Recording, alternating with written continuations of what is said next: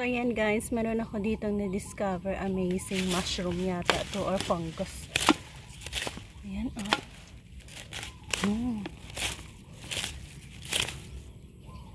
Ayan, ang cute na.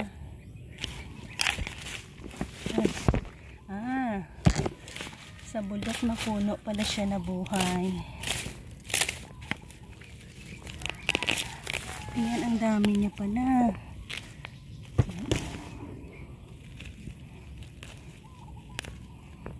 At natanggal na nga iba.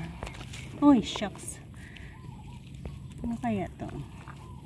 Pwede kaya to makain? Ayan.